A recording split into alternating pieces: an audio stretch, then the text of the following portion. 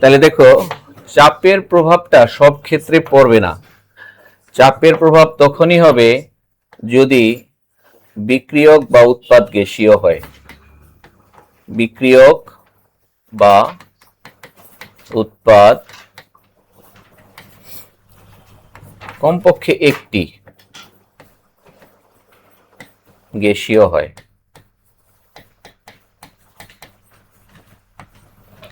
কমপক্ষে একটি যদি গ্যাসীয় হয় তাহলে চাপের প্রভাব পড়বে, আদারওয়াইজ চাপের প্রভাব পড়বে না।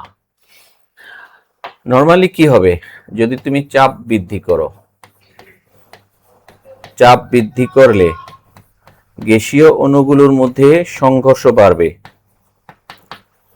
গ্যাসীয় অণুর সংঘর্ষ বৃদ্ধি পাবে। আর গ্যাসীয় অণুগুলোর মধ্যে যদি সংঘর্ষ বৃদ্ধি পায়, সহজে সক্রিয়ণ শক্তি অর্জিত হবে। সহজে সক্রিয়ণ শক্তি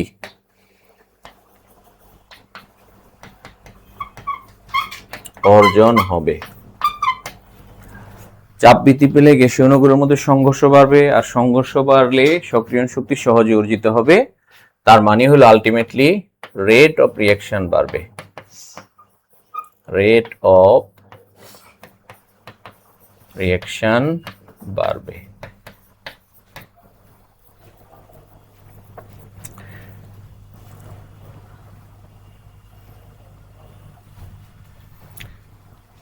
এটা হলো তোমার মূল কথা, চাপ বাড়লে বিক্রিয়ার হার বাড়বে। তাইলে আমি যদি এটাকে গ্রাফে দেখাইতে চাই, অনেকটা এরকম হবে গ্রাফটা।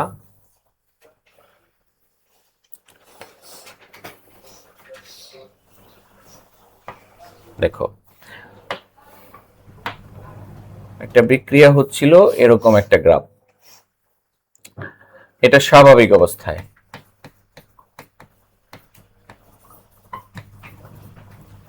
এখন আমি যদি কোনো কারণে চাপ বাড়ায় দিই,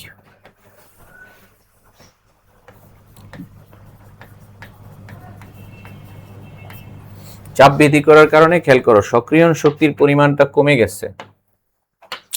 চাপ বৃদ্ধির কারণে সক্রিয়ণ শক্তির পরিমাণটা কমে গেছে। যখন চাপ স্বাভাবিক ছিল তখন সক্রিয়ণ শক্তিটা বেশি ছিল। এদিকে আমরা জানি দিব বিভব শক্তি, পটেনশিয়াল এনার্জি, এদিকে আমরা দিব রিঅ্যাকশন কোঅর্ডিনেট। মনে আছে? আচ্ছা, তাহলে চাপ বৃদ্ধি করলে বিক্রিয়ার হার আলটিমেটলি বেড়ে যাবে। আমরা যদি একটু বিক্রিয়া দেখি, এরকম মনে করো N2 এটা গ্যাস, H2 এটাও গ্যাস,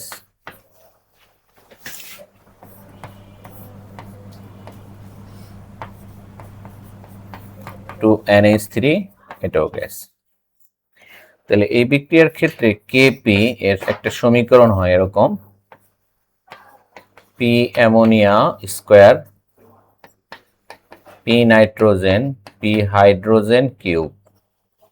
এখন চাপ বাড়লে সবগুলার চাপই বাড়বে, কিন্তু কোনটার চাপ বেশি বাড়বে? খেয়াল করো, সবার সাথে তো চাপ আছে, চাপ বাড়লে ওর চাপও বাড়বে, এটাও বাড়বে, এটাও বাড়বে। কিন্তু খেয়াল করো, আমি চাপ বাড়াইলাম 2 একক, তাহলে এটা 2 2 গুণে 4, এটা 8, আবার এখানে 1। খেয়াল করছো? আমি যদি চাপ 1 নেই তাহলে 1 1 1, আমি যদি 2 নেই তাহলে 4 আর নিচে হচ্ছে 8, আমি যদি 3 নেই 9 আর নিচে হচ্ছে 27। খেয়াল করছো তো? আচ্ছা, তাহলে এখন নিচে যেহেতু বেড়ে যাচ্ছে, উপরেরটা অটোমেটিক বাড়তে হবে, আদারওয়াইজ বিক্রিয়া ঠিক থাকবে না। কারণ এটা কি ধ্রুবক, এটা কি ধ্রুবক। যেহেতু এটা ধ্রুবক, নিচেরটা বেড়ে গেলে এটা অটোমেটিক বাড়তে হবে, তার মানে উৎপাদ বাড়বে, এদিকে যাবে বিক্রিয়া। ঠিক আছে? আমি যদি এই বিক্রিয়ার চাপ বাড়াই তাহলে বিক্রিয়া কোন দিকে যাবে? সামনের দিকে যাবে। কিভাবে বুঝবো? এই সমীকরণ বের করে বুঝবো, নাকি বুঝার আর কোনো শর্টকাট টেকনিক আছে? আমরা শর্টকাট টেকনিকে বুঝতে পারি এভাবে। দেখো আমরা জাস্ট একটা করে উদাহরণ দেখাই দিই। মনে করো এই বিক্রিয়াটা হাইড্রোজেন আর আয়োডিন, এই বিক্রিয়ার তৈরি হলো কি, তাহলে খেয়াল করো এখানে প্রোডাক্টের মোল সংখ্যা 2, রিঅ্যাকট্যান্টের মোল সংখ্যা 1 যোগ 1, 1 যোগ 1 2, তার মানে প্রোডাক্টের মোল সংখ্যা ইকুয়ালস টু রিঅ্যাকট্যান্টের মোল সংখ্যা। তাহলে এখানে চাপের প্রভাব নাই, এখানে চাপের প্রভাব নাই। তার মানে যখন বিক্রিয়ক এবং উৎপাদের মোল সংখ্যা সমান হয়ে যাবে তখন চাপের প্রভাব থাকবে না। বিক্রিয়ক এবং উৎপাদের মোল সংখ্যা সমান হয়ে গেলে চাপের প্রভাব থাকবে না। নাম্বার 2, যদি এমন হয় নাইট্রোজেন, হাইড্রোজেন, অ্যামোনিয়া, তাহলে খেয়াল করো এখানে প্রোডাক্টের মোল সংখ্যা হলো 2, এই যে 2, প্রোডাক্টের মোল সংখ্যা 2, অ্যামোনিয়া 2টা। রিঅ্যাকট্যান্টের মোল সংখ্যা দেখো নাইট্রোজেন 1 মোল, হাইড্রোজেন 3 মোল, টোটাল 4 মোল। তাহলে কি দাঁড়াইলো, রিঅ্যাকট্যান্টের মোল সংখ্যা বেশি প্রোডাক্ট থেকে, তখন যদি তুমি চাপ বৃদ্ধি করো প্রোডাক্ট বাড়বে, চাপ বাড়ালে উৎপাদ বাড়বে, অর্থাৎ রেট অফ ফরওয়ার্ড রিঅ্যাকশন বাড়বে, রেট অফ ফরওয়ার্ড রিঅ্যাকশন বাড়বে, আরএফ বাড়বে।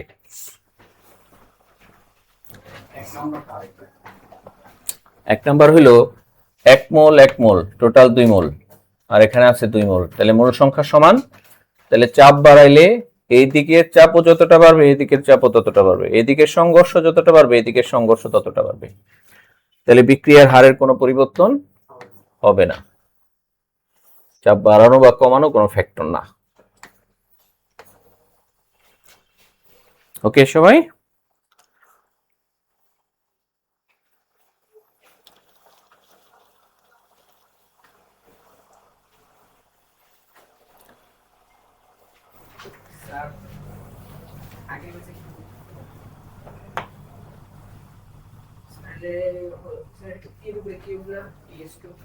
হ্যাঁ কিউব, এটা পি পি চাপ, মেইনলি চাপ। ঠিক আছে, ওকে 3 নম্বরে যাই।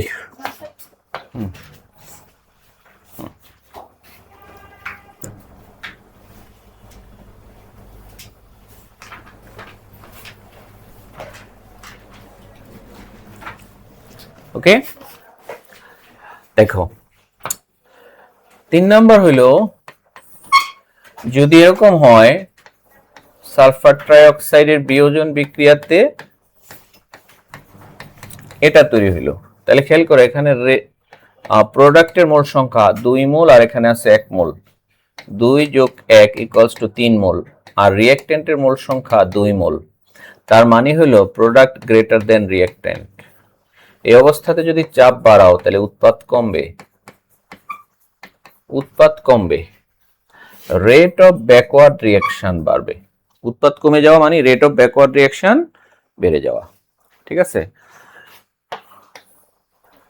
চাপের প্রভাব এখানেই সমাপ্তি।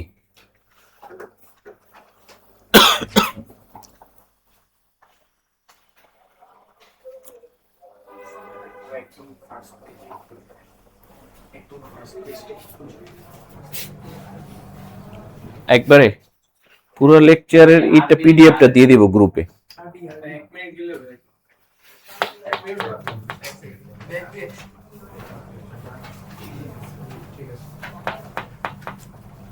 ওকে আচ্ছা দেখো এরপরে আসছে ঘনমাত্রার প্রভাব। তো ঘনমাত্রার প্রভাবের ব্যাপারটা আসলে আমরা অলরেডি জানি, rate of reaction, rate of reaction directly proportional to concentration of reactant, অর্থাৎ বিক্রিয়কের ঘনমাত্রা যত বাড়বে বিক্রিয়ার হার, সম্মুখ বিক্রিয়ার হার তত বাড়বে। বিক্রিয়কের ঘনমাত্রা যত বাড়বে সম্মুখ বিক্রিয়ার হার তত বাড়বে। কারণটা কি দেখো, এর কারণ কি? কারণ হলো তুমি যদি বিক্রিয়কের ঘনমাত্রা বাড়াও, বিক্রিয়কের ঘনমাত্রা বৃদ্ধি করো, আচ্ছা তাহলে বলো তো বিক্রিয়কের অণুর সংখ্যা বাড়বে না কমবে? বিক্রিয়কের অণুর সংখ্যা বাড়বে। বিক্রিয়কের অণুর সংখ্যা বৃদ্ধি পাবে। আচ্ছা, অণুর সংখ্যা যদি বৃদ্ধি পায় সংঘর্ষ বাড়বে না কমবে?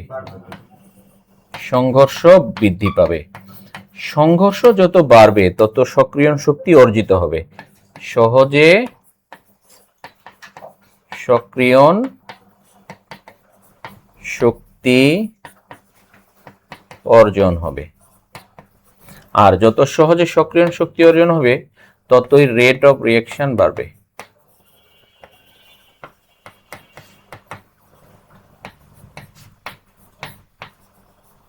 ততই রেট অফ রিঅ্যাকশন বাড়বে। তাহলে এটা একটা নরমাল কনসেপ্ট।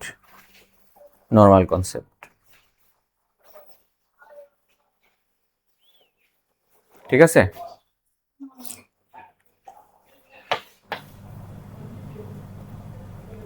আমরা যদি এটা একটা উদাহরণ দিয়ে বুঝাই, যদি এরকম একটা উদাহরণ দেই, মনে করো এ বি, এটা সাম্য ধ্রুবক হলো এরকম, উপরে উৎপাদ নিচে বিক্রিয়ক। তাহলে মনে রাখবা, যদি তুমি বি বৃদ্ধি করো তাহলে রেট অফ ব্যাকওয়ার্ড রিঅ্যাকশন বাড়বে, আর যদি তুমি এ বৃদ্ধি করো তাহলে রেট অফ ফরওয়ার্ড রিঅ্যাকশন বাড়বে। বি বৃদ্ধি করলে রেট অফ ব্যাকওয়ার্ড রিঅ্যাকশন বাড়বে, মানে উৎপাদ বাড়াইলে রেট অফ ব্যাকওয়ার্ড রিঅ্যাকশন বাড়বে, আর বিক্রিয়ক বাড়াইলে রেট অফ ফরওয়ার্ড রিঅ্যাকশন বাড়বে। ফরওয়ার্ড আর ব্যাকওয়ার্ড বুঝতেছি তো? সম্মুখ বিক্রিয়া আর পশ্চাৎ বিক্রিয়া। ঠিক আছে? ব্যাকওয়ার্ড রিঅ্যাকশন রেট,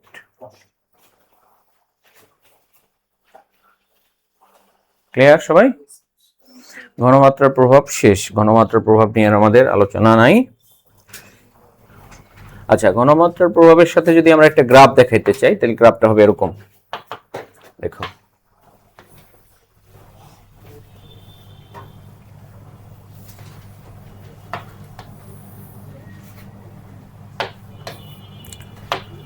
একটা বিক্রিয়া এখান থেকে শুরু হইলো, সক্রিয়ণ শক্তি এই, তাহলে এটা হলো রিঅ্যাকট্যান্ট, এটা হলো প্রোডাক্ট। দেখো, এটা হলো তার সক্রিয়ণ শক্তি। ঠিক আছে? স্বাভাবিক অবস্থায় এটা কি অবস্থা? নরমাল অবস্থা। কিন্তু এখন তুমি কি করলা, মনে করো এখানে বিক্রিয়কের ঘনমাত্রা ছিল ধরে নিলাম 1 মোল পার লিটার। বিক্রিয়কের ঘনমাত্রা ছিল 1 মোল পার লিটার। তাহলে বিক্রিয়াটা এভাবে হচ্ছে, বিক্রিয়কের ঘনমাত্রা ছিল 1 মোল পার লিটার, বিক্রিয়াটা হচ্ছে এইভাবে।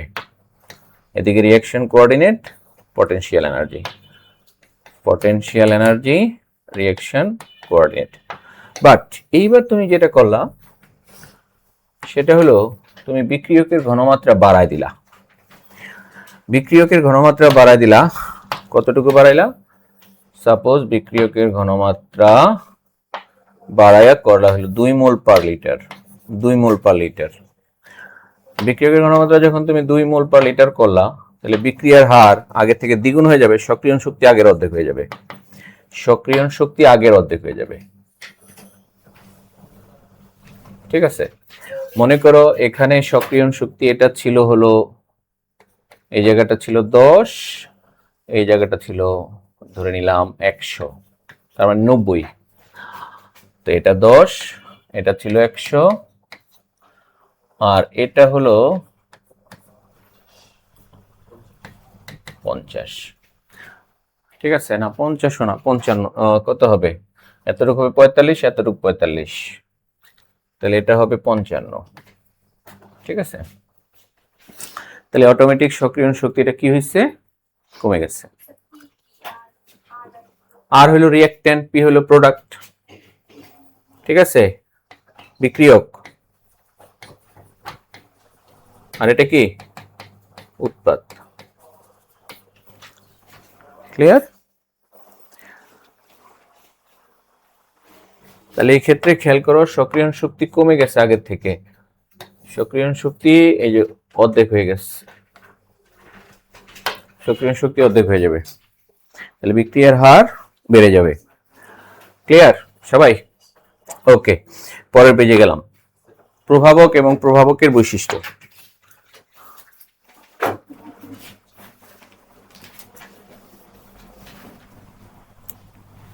গেলাম প্রভাবক ও প্রভাবকের বৈশিষ্ট্য। খেয়াল করো, আমরা প্রভাবক কাকে বলে? প্রভাবক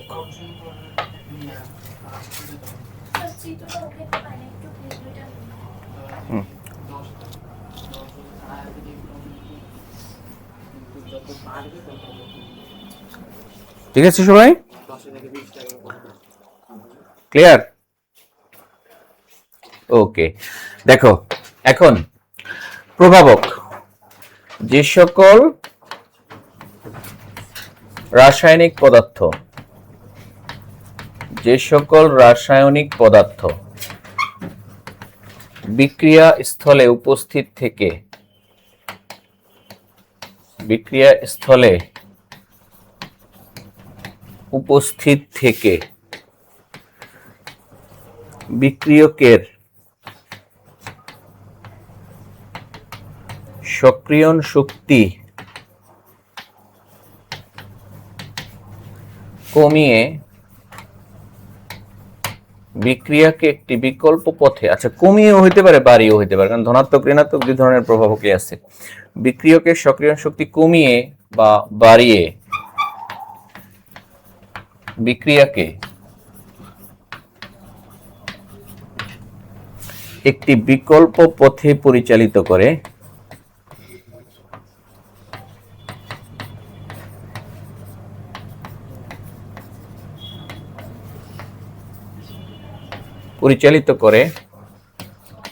কিন্তু বিক্রিয়ার আগে এবং পরে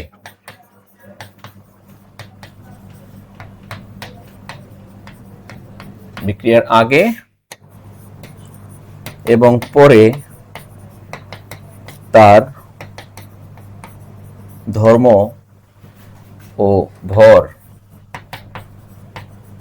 অপরিবর্তিত থাকে।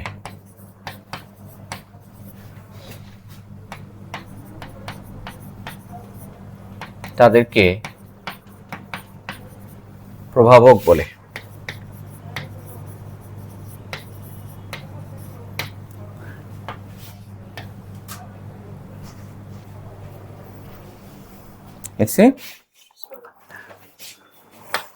প্রভাবকের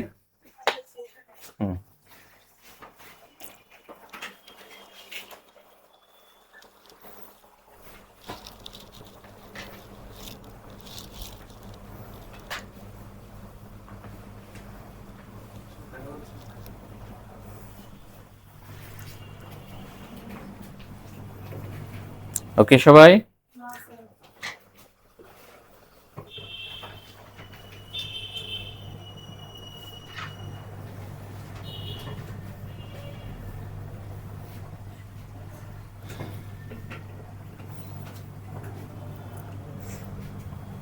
ওকে, আচ্ছা তাহলে প্রভাবকের বৈশিষ্ট্য।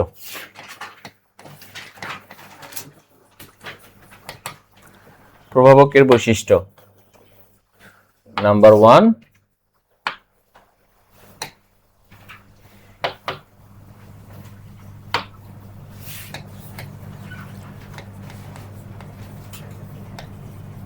প্রভাবকের প্রভাবন ক্রিয়া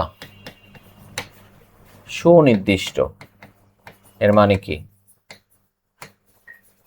এর মানে একটা নির্দিষ্ট বিক্রিয়া একটা নির্দিষ্ট প্রভাবকই থাকে। একটা প্রভাবক মুখস্থ করলে আর সব বিক্রিয়া ওটাকে বসাই দিলে হবে না। বুঝাতে পারছি আমি? প্রভাবকের প্রভাবন ক্রিয়া সুনির্দিষ্ট। 2 নাম্বার, প্রভাবক বিক্রিয়কের সক্রিয়ণ শক্তিকে প্রভাবিত করে।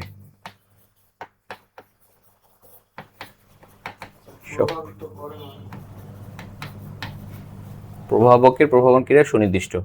প্রভাবক বিক্রিয়কের সক্রিয়ণ শক্তিকে কি করে? প্রভাবিত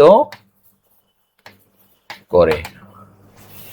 3 নাম্বার, বিক্রিয়াতে অতি নগণ্য পরিমাণ প্রভাবকই যথেষ্ট। বিক্রিয়াতে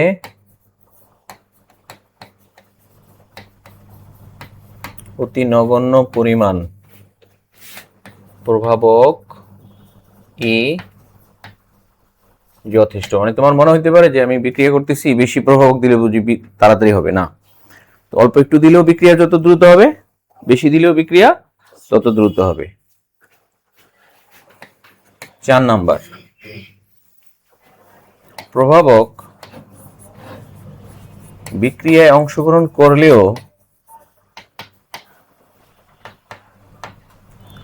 প্রভাবক বিক্রিয়ায়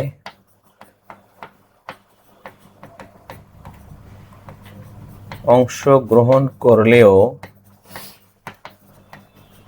বিক্রিয়ার আগে এবং পরে তার কোনো পরিবর্তন হয় না। করলেও বিক্রিয়ার আগে ও পরে তার কোনো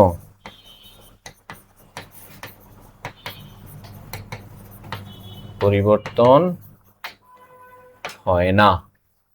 2 নাম্বারটা থেকে প্রভাবিত করে বলতে পারে। হ্যাঁ, কমাইতেও পারে বাড়াইতেও পারে, দুটোই করতে পারে।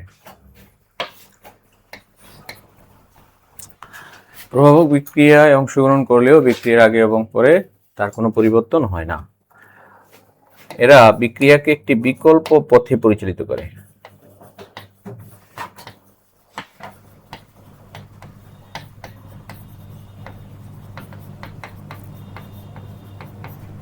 বিকল্প পথে পরিচালিত করে।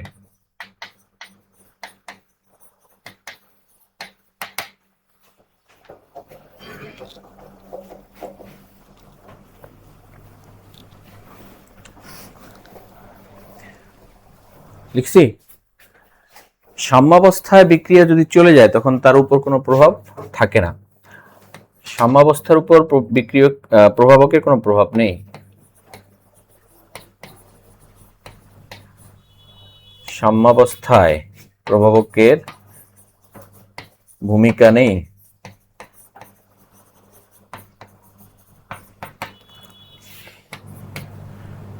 সাম্য ধ্রুবকের উপর প্রভাবকের কোনো ভূমিকা নেই।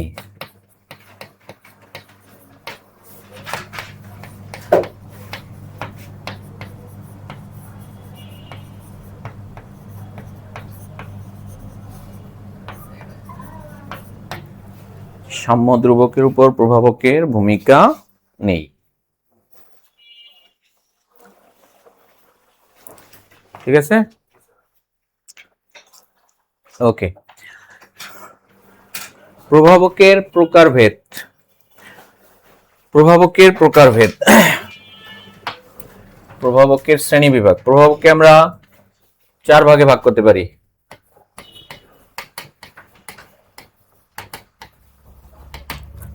চার প্রকার। 1, ধনাত্মক প্রভাবক। 2, ঋণাত্মক প্রভাবক। 3, অটো প্রভাবক। 4,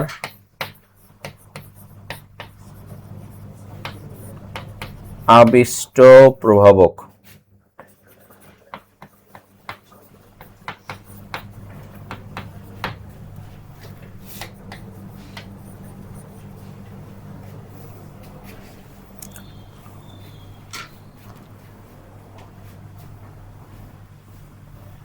ধনাত্মক প্রভাবক বিক্রিয়ার হারকে কি করবে? বাড়ায় দিবে, সক্রিয়ণ শক্তি কমায় দিবে। পরের পেজে গেলাম।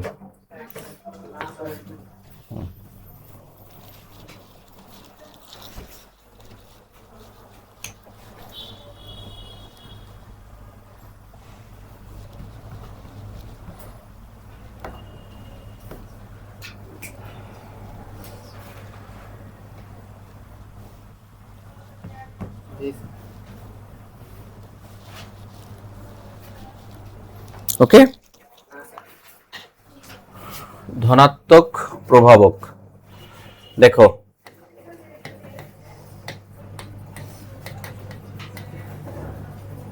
ধনাত্মক প্রভাবক বিক্রিয়ার হার বাড়ায় দেয়, বিক্রিয়ার হার বৃদ্ধি, সক্রিয়ণ শক্তি হ্রাস করে। বিক্রিয়ার হার বাড়িয়ে দেয়, সক্রিয়ণ শক্তি হ্রাস করে। বিক্রিয়ার হার বাড়ায়, সক্রিয়ণ শক্তি হ্রাস করে। আচ্ছা, যেমন আমরা যদি উদাহরণ দিই, খেয়াল করো তোমরা, নাইট্রোজেন আর হাইড্রোজেনের বিক্রিয়াটা স্বাভাবিক নিয়মে যদি হয়, কোনো প্রভাবক নাই, তাহলে এই বিক্রিয়াটা স্লো। বাট তুমি যখন এই সেম বিক্রিয়ার মধ্যে কিছু লোহা দিয়ে দাও, লোহার গুঁড়া দিয়ে দাও, তখন এই বিক্রিয়াটা ফাস্ট। তার মানে হইল এখানে যে লোহার গুঁড়া ধনাত্মক প্রভাবক হিসেবে কাজ করে। লোহার গুঁড়া এখানে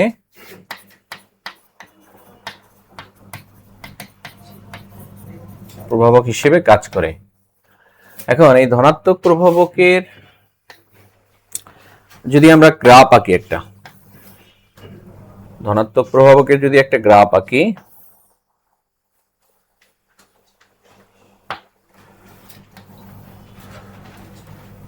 দেখো এটা হলো রিঅ্যাক্ট্যান্ট, এখান থেকে শুরু হলো, এ হলো product, reaction coordinate, potential energy. তাহলে এখানে আমরা দেখতেছি যে সক্রিয়ণ শক্তির মানটা অনেক বেশি। কত সক্রিয়ণ শক্তির মান? ধরো এই ভ্যালুটা হলো 20 আর এই ভ্যালুটা হলো 60। তাহলে এখানে সক্রিয়ণ শক্তি আছে কত? 40। এখানে সক্রিয়ণ শক্তি কত? 40। 60 থেকে 20 বিয়োগ দিলে যেটা হয় সেটা। আচ্ছা, এখন এখানে প্রভাবক নাই, এই বিক্রিয়াতে কি নাই? প্রভাবক নাই। সেম বিক্রিয়া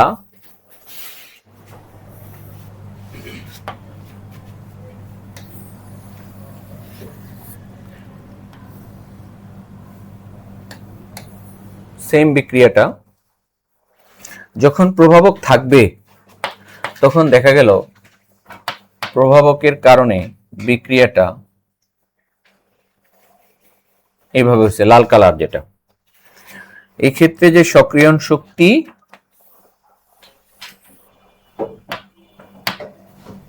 সক্রিয়ণ শক্তির ভ্যালুটা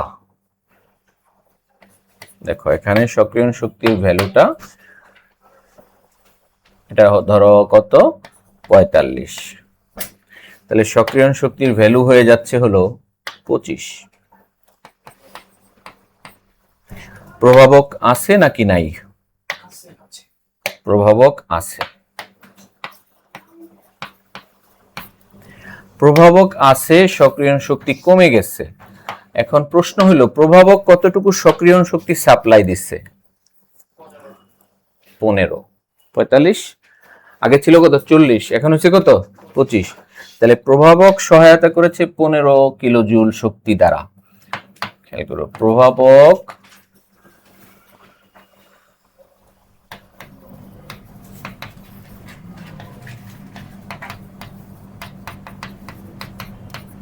কিলো জুল, ঠিক আছে?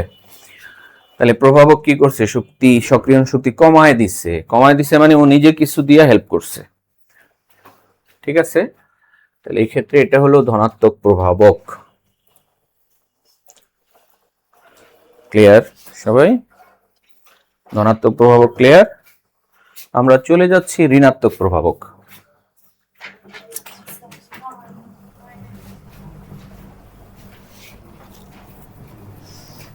ওকে সবাই, ঋণাত্মকে গেলাম। ঋণাত্মক প্রভাবক,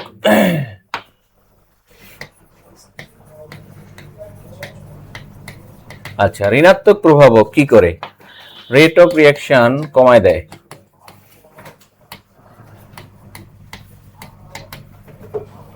হ্রাস করে, রেট অফ রিঅ্যাকশন হ্রাস করে সক্রিয়ণ শক্তি অ্যাক্টিভেশন এনার্জি বাড়ায় দেয়।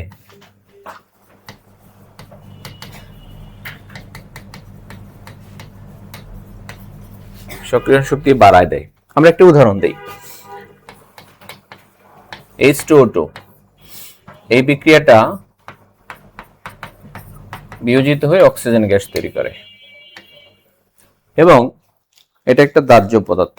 তোমরা কিছুদিন আগে, গত কয়েক বছর আগে শুনছো চিটাগাঙে কোনো একটা গুদামে আগুন লেগেছিল, সেখানে হাইড্রোজেন পারঅক্সাইড সংরক্ষিত ছিল। এখন স্বাভাবিকভাবে তোমাদের মাথায় আসতে পারে যে স্যার ঋণাত্মক প্রভাবকের কাজ কি? কোথাও আগুন লাগছে, তার মানে বিক্রিয়া হচ্ছে। আগুন লাগা কি? বিক্রিয়া। এখন এই আগুন কি থামাইতে হবে না বাড়াইতে হবে? তাহলে এখন আমার কি লাগবে? বিক্রিয়া থামানোর জন্য ঋণাত্মক প্রভাবক লাগবে। ঠিক আছে, ঋণাত্মক প্রভাবক দ্বারা বিক্রিয়া কি করতে হবে? স্লো করে দিতে হবে। তাহলে এখন এখানে আমার বিক্রিয়াটা নরমালি আছে ফাস্ট, এই অবস্থায় বিক্রিয়া কি আছে? ফাস্ট আছে। কিন্তু আমি যখন এখানে ফসফরিক অ্যাসিড দিয়ে দিব, কিছু ফসফরিক অ্যাসিড ছিটাই দিলাম, ঠিক আছে, ফসফরিক অ্যাসিড স্প্রে করলে বা ছিটাই দিলে এই বিক্রিয়া অটোমেটিক এক সময় থেমে যাবে, স্লো হয়ে যাবে। অক্সিজেন কমে যাচ্ছে, অক্সিজেন কমে যাওয়া মানে দহন বিক্রিয়া অটোমেটিক কমে যাবে, আগুন ধীরে ধীরে আগুন জ্বলবে তখন। তাহলে অ্যাক্টিভেশন এনার্জি বাড়ায় দেয়। এটার গ্রাফটা যদি আমরা দেখি,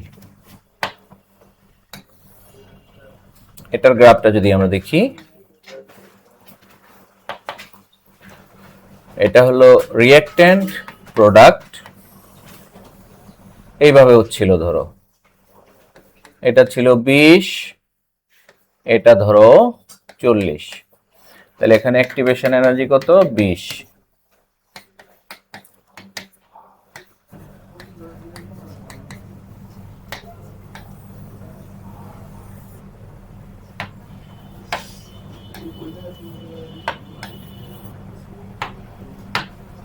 আচ্ছা, এখন এখানে কিন্তু প্রভাবক নাই, কোনো প্রভাবকই নাই, প্রভাবক নেই।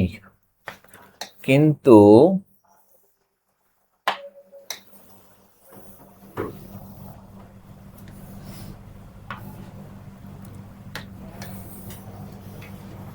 এখন একটা ঋণাত্মক প্রভাবক এখানে আছে। ঋণাত্মক প্রভাবক যখনই এখানে থাকবে অটোমেটিক এই বিক্রিয়াতে সক্রিয়ণ শক্তি বেড়ে যাবে।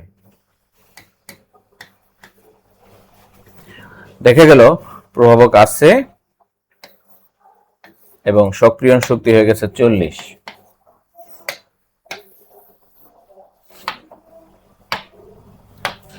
প্রভাবক আছে, কোন প্রভাবক? ঋণাত্মক প্রভাবক। তাহলে সক্রিয়ণ শক্তি বেড়ে যাবে।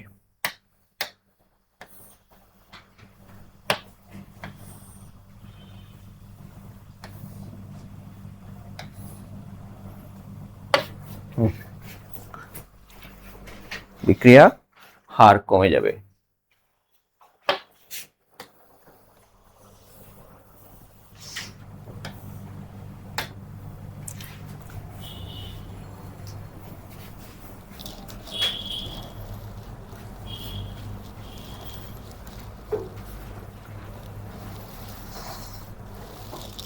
ওকে,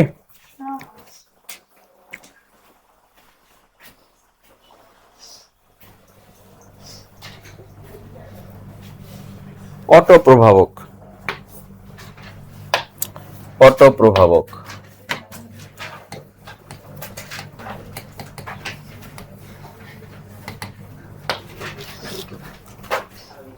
হ্যাঁ হ্যাঁ হ্যাঁ, দ্রুত।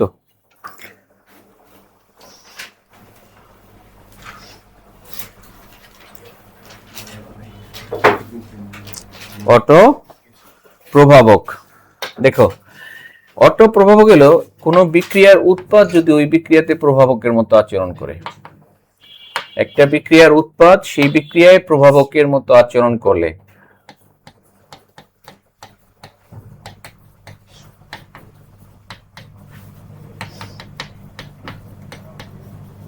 উৎপাদ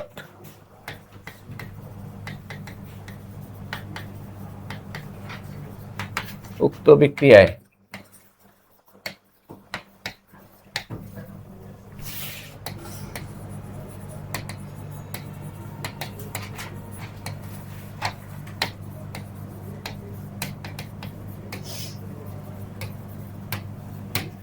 অটো প্রভাবক বলে। যেমন আমরা দেখো জারণ বিজারণে শিখছিলাম অক্সালিক অ্যাসিডের সাথে পটাশিয়াম পারম্যাঙ্গানেটের বিক্রিয়া অম্লীয় মাধ্যমে। এই বিক্রিয়াতে যখনই ম্যাঙ্গানিজ সালফেট তৈরি হয়ে যায় সাথে সাথে বিক্রিয়ার হার প্রথমে যেমন ছিল তার থেকে বেড়ে যায়। আবার বলছি, প্রথমে বিক্রিয়া শুরু হলো ধীর, বিক্রিয়া যখন শুরু হলো তখন কি ধীর, যেই মাত্র ম্যাঙ্গানিজ সালফেট তৈরি হইলো এটা তৈরি হওয়ার সাথে সাথে বিক্রিয়ার হার বেড়ে গেছে। আমরা জানি কি সাথে সময়ের সাথে সাথে বিক্রিয়ার হার কমে, এটা তো স্বাভাবিক। কিন্তু এই ক্ষেত্রে কি হচ্ছে, ম্যাঙ্গানিজ সালফেট যেই না তৈরি হইলো অমনি বিক্রিয়ার হার, ঠিক আছে।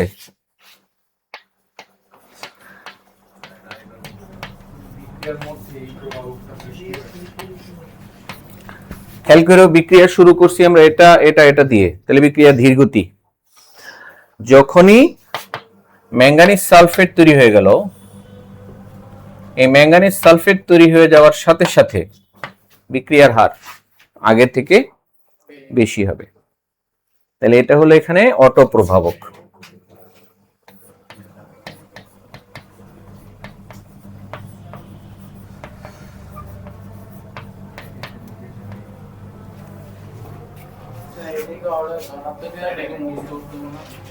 হুম হুম হ্যাঁ, ম্যাঙ্গানিজ সালফেটটা এখানে এই বিক্রিয়া প্রভাবক হিসেবে কাজ করে। আচ্ছা আমরা বলি সাধারণত প্রভাবক কারা হয়, অবস্থান্তর মৌল বা ডি ব্লক মৌল। এটা আমাদের ওখানে একটু লিখে দিলে ভালো হতো। কোথায় বলো তো, এখানে একটুখানি কথা লিখে রাখো সবাই। প্রভাবক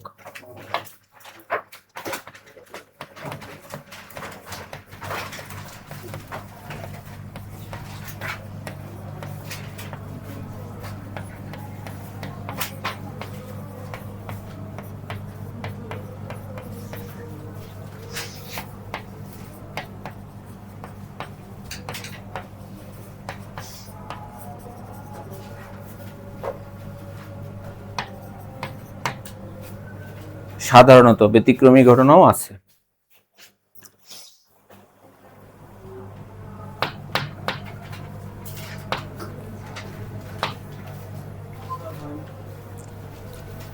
সাধারণত অবস্থান্তর, অন্ত অবস্থান্তর, ডি ব্লক, এফ ব্লক এই মূলগুলো প্রভাবক।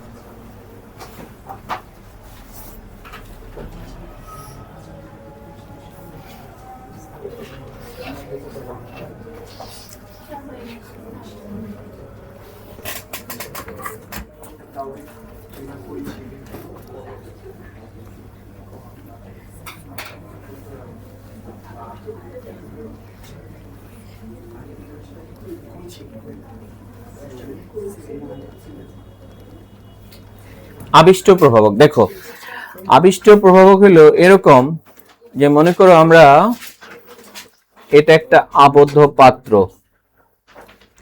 এই আবদ্ধ পাত্রের মধ্যে আমি রাখলাম সোডিয়াম আর্সেনাইড, আর এর ভিতরে আমি অক্সিজেন পাস করলাম, এর ভিতর দিয়ে আমি অক্সিজেন পাস করলাম। একটু চিত্রটা আবার আঁকি। মনে করো এই আবদ্ধ পাত্র, এই আবদ্ধ পাত্রের মধ্যে এখান দিয়ে একটা, হ্যাঁ এদিক দিয়ে আমরা একটা মানে নল দিয়ে অক্সিজেন ভিতরে প্রবেশ করতে দিব, এদিক দিয়ে আমরা অক্সিজেন পাস করাবো। ভিতরে আমি রাখলাম সোডিয়াম আর্সেনাইড, আর এই দিক দিয়ে আমি তাপ দিচ্ছি, প্রচুর পরিমাণে হিট দিচ্ছি। তাহলে হিট দিলে নরমালি যেটা হওয়ার কথা, এই বিক্রিয়াটা হওয়ার কথা, অক্সিজেনের সাথে সে বিক্রিয়া করে জারিত হবে, জারিত হয়ে তৈরি করবে সোডিয়াম আর্সেনেট। এটা ছিল সোডিয়াম আর্সেনাইট, এটা হয়ে যাবে সোডিয়াম আর্সেনেট। কিন্তু এই বিক্রিয়া হচ্ছে না। কিন্তু যখন তুমি এই পাত্রের মধ্যে আরো একটা জিনিসকে রাখতেছো একসাথে, কাকে? সোডিয়াম সালফাইড Na2SO3, তখন দেখা যাচ্ছে একই ঘটনাতে Na2SO3 তো বিক্রিয়া করতেছে, বিক্রিয়া করে তৈরি করতেছে এটা সোডিয়াম সালফাইড থেকে হয়ে যাচ্ছে সোডিয়াম সালফেট। ওর সাথে সাথে সোডিয়াম আর্সেনাইট, এটা বিক্রিয়া করে হয়ে যাচ্ছে সোডিয়াম আর্সেনেট। খেয়াল করো, তাহলে এই বিক্রিয়া যখন একা ছিল, ও কি ছিল? একা ছিল না, ও বিক্রিয়া করে নাই। যখন এখানে মিশ্রিত অবস্থায় আছে তখন বিক্রিয়া করতেছে। তাহলে এই যে এই উপাদানটা হলো এখানে একটা আবিষ্ট প্রভাবক হিসেবে কাজ করছে, যার কারণে হইলো, এর কারণে হইলো বিক্রিয়াটা। তাহলে এটা এখানে আবিষ্ট প্রভাবক। আচ্ছা, এটা বুঝার জন্য কোনো কিছু দরকার নাই, তুমি গ্রামে যাবা, গ্রামে গিয়ে দেখবো অনেক মাতাব্বর আছে, জীবনেও নামাজ পড়ে না, কিন্তু এক জায়গায় গেছে, যাওয়ার পরে এখন সব মানুষ, জুমার নামাজের আজান হয়ে গেছে, সব মানুষ মসজিদে ঢুকছে, ওই বেটা উজু ছাড়াই মসজিদে ঢুকে গেছে গা, নামাজ পড়া শুরু করে না। তাহলে সে একা থাকলে জীবনেও নামাজ পড়ে না, কিন্তু যখন একসাথে অনেকগুলো মানুষের সাথে আছে, অন্যরা নামাজ পড়তেছে, এই অবস্থায় সে যদি নামাজ না পড়ে তাহলে তো তার বদনাম হয়ে যাবে, এই জন্য সে বদনামের ভয় করে মসজিদে ঢুকে যায়, ঠিক কিনা? তো এখানে ব্যাপারটা তাই, এ একা একা এই বিক্রিয়া করে না, কিন্তু যখন অন্যরা করে তখন তার সাথেও সে বিক্রিয়া করতে বাধ্য হয়। যেমন ওই মানুষগুলো ওই মেম্বারের জন্য বা চেয়ারম্যানের জন্য আবিষ্ট প্রভাবকের মতো আচরণ করছে। তাহলে একটা বিক্রিয়া একা একা ঘটে না, কিন্তু আরেকটা বিক্রিয়ার প্রভাবে যদি সংঘটিত হয় তবে তাকে আবিষ্ট প্রভাবক বলে। সংজ্ঞাটা দিতে পারে এইভাবে, একটি বিক্রিয়া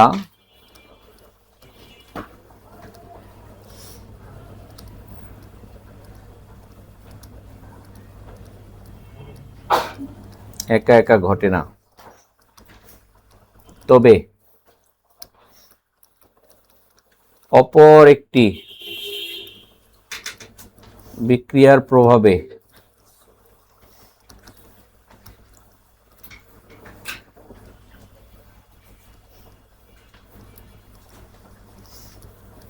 সংঘটিত হলে তাকে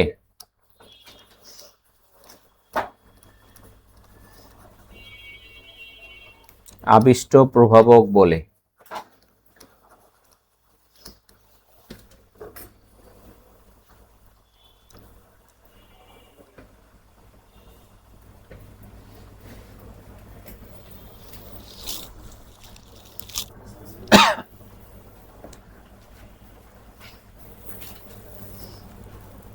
ওকে,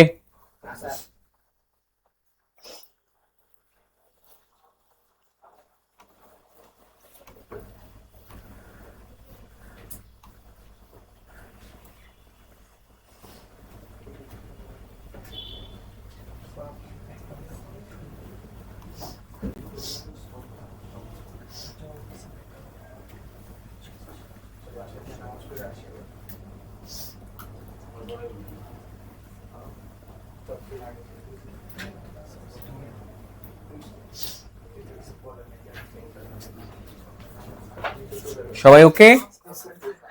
এরপরে দেখো প্রভাবক সহায়ক ও প্রভাবক বিষ। প্রথমেই যাই প্রভাবক সহায়ক।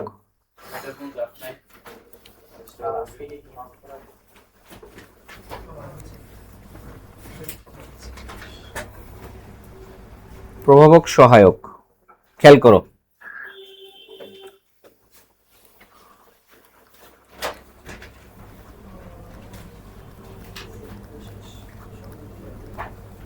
কতক্ষণ পড়াবেন আজকে? প্রভাবকের ক্ষমতা বাড়িয়ে দেয়। যে সকল পদার্থ প্রভাবকের ক্ষমতা কি করে বাড়িয়ে দেয় তাদেরকে প্রভাবক সহায়ক বলে।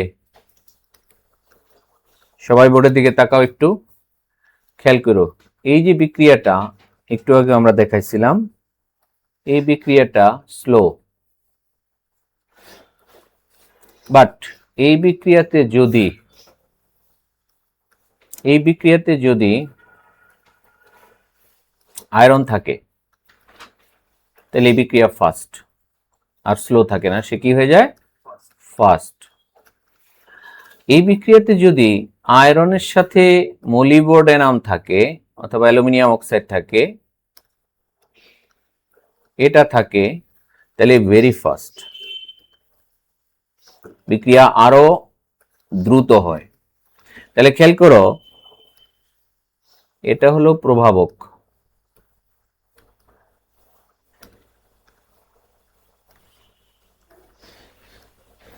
ঠিক আছে?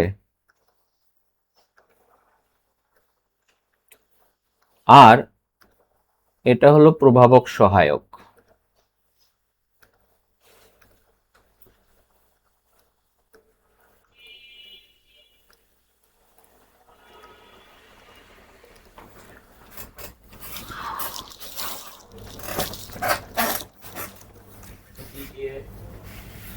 Aluminium oxide Al2O3।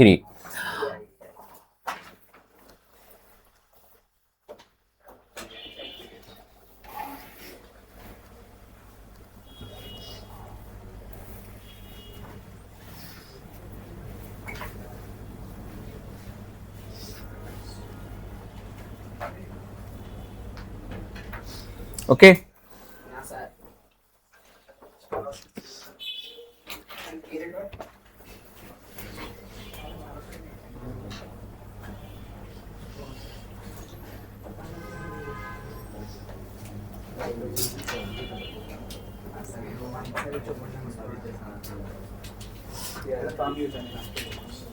প্রভাবক 20, প্রভাবক 20।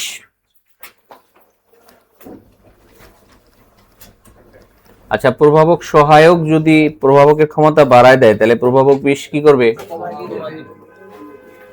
প্রভাবকের ক্ষমতা কমিয়ে দিবে। প্রভাবকের প্রভাবন ক্ষমতা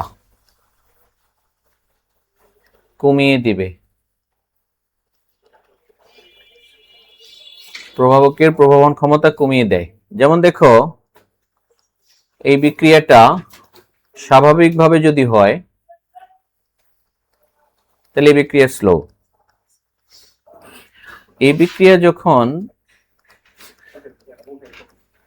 প্লাটিনামের উপস্থিতিতে হয় তখন এই বিক্রিয়া ফাস্ট।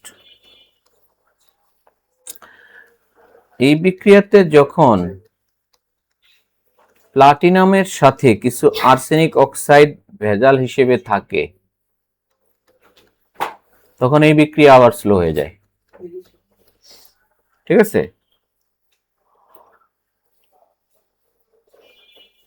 এটাকে একটা কাজ করো, এটা দিয়ে দাও ভেরি স্লো, এটা স্লো। তাহলে এই ক্ষেত্রে এটা হলো প্রভাবক 20। ওকে,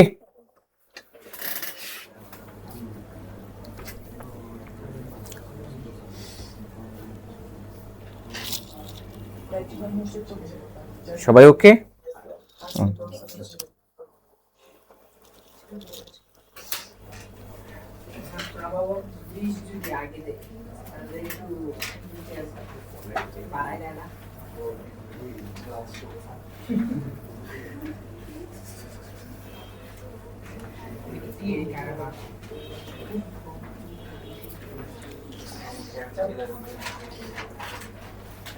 হয়েছে? প্রভাবন দেখো,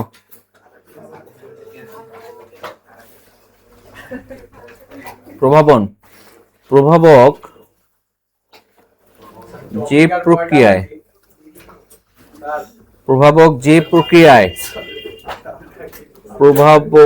প্রক্রিয়ায় বিক্রিয়ার হারকে প্রভাবিত করে, প্রভাবক যে প্রক্রিয়ায় বিক্রিয়ার হারকে প্রভাবিত করে, বিক্রিয়ার হারকে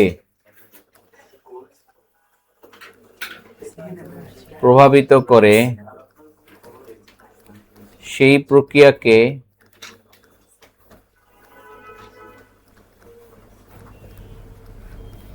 প্রভাবন বলে।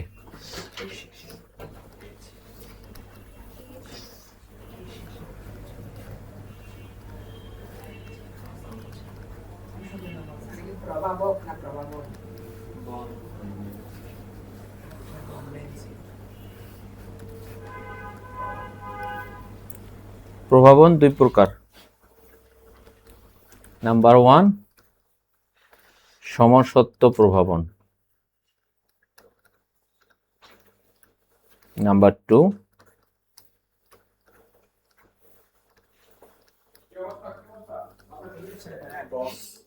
অসমসত্ব প্রভাবন। সমসত্ব প্রভাবন আর একটা কি অসমসত্ব প্রভাবন।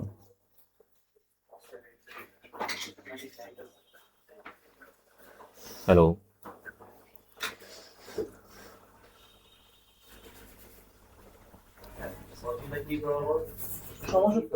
সমসত্ব প্রভাবন আর এটা কি অসমসত্ব প্রভাবন। ওকে,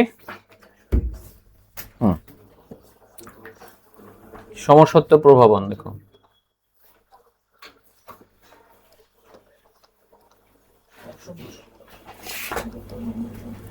কোন বিক্রিয়ায়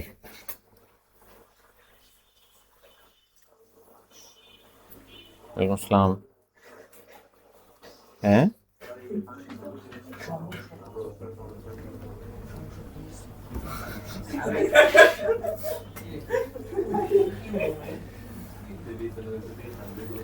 কোন বিক্রিয়ায়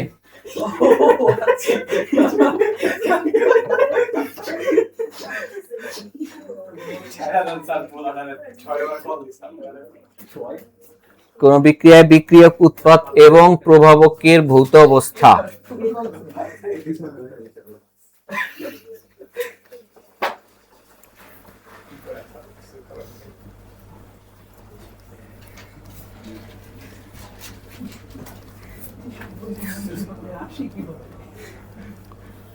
অনুরূপ হলে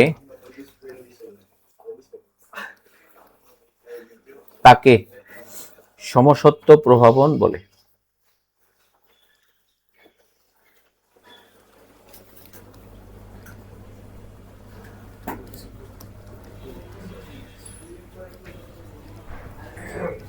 দেখো, বিক্রিয়াতে বিক্রিয়ক, উৎপাদ, বিক্রিয়ককে, বিক্রিয়ক ধরো এটা গ্যাস, এটাও বিক্রিয়ক, এটাও গ্যাস, এটা উৎপাদ, এটাও গ্যাস, এটা প্রভাবক, এটাও গ্যাস। তাহলে দেখো তো সবগুলো গ্যাসীয় না? সবগুলো গ্যাসীয় হলে তারা একে অপরের সাথে মিশে যাবে, এই জন্য এটার নাম হচ্ছে কি সমসত্ব প্রভাবন। তাহলে অসমসত্ব প্রভাবন নিজেরা পারবা কিনা?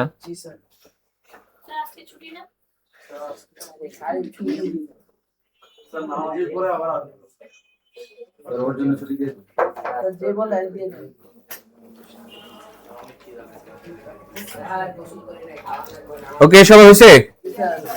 অসমসত্ব প্রভাবন,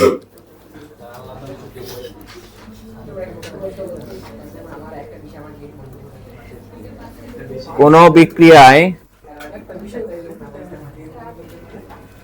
বিক্রিয়ক,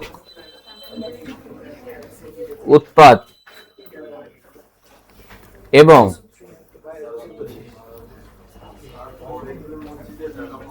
প্রভাবকের ভৌত অবস্থা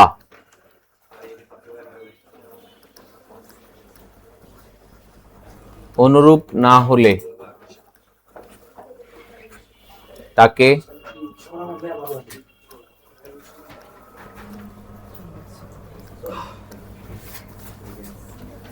অসমসত্ব প্রভাবন বলে। যেমন